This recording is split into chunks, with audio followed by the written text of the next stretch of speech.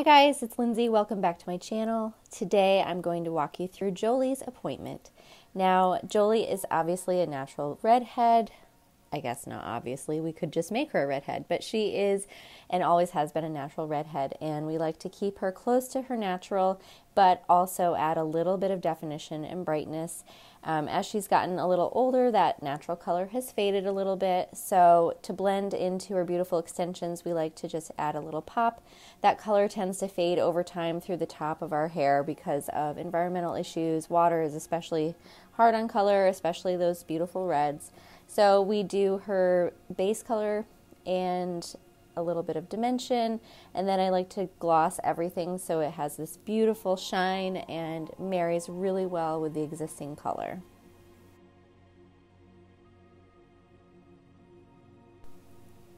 So once we get her color done, I go through and I will bead for that first row. So Jolie has always been a 3-row client based on her natural fullness and density and the length that her hair started when we began NBR with her almost 2 years ago.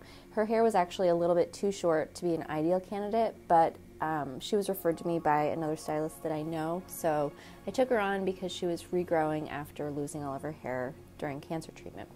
So she is healthy and strong, and now actually at this appointment we've been able to graduate from 3 full rows down to 2 rows because her natural hair has gotten so long, and really it only needs a little bit of extra fullness and length.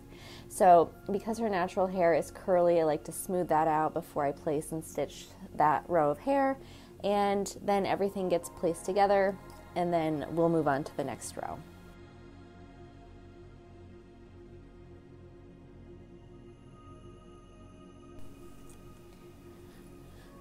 I love NBR because it's suitable for any type of hair and really any dimension of hair. Jolie has much thicker, more coarse hair because of her natural red texture.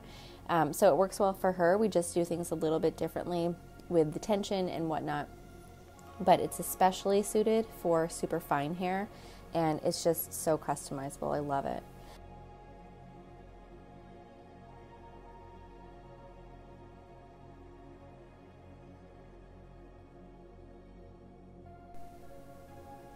So just like the previous row, I will put all of the pieces in place and stitch them together. I do think that I had to cut apart her row in order to create the proper placement for the new main row. But the next thing I'll do is clean up her perimeter and just make sure everything is reset from having a completely different placement. Also, it's important to trim the ends of your natural hair and extension hair as needed to keep everything smooth and healthy. The most exciting part for the guest, I think, is when we finish everything up and we start curling and styling. Typically, our girls, they'll style their hair at home, they'll curl it once a week, but they never get that same really bouncy curl result that they do when they're in their chair. So we really like to let them walk out bouncing on cloud 9 with beautiful, luscious curls. And then this is the best part for me, is watching the rake out. It just blends everything together, and I think it's super important to have that look that you go through, and don't be afraid to brush your curls. They're not going to disappear.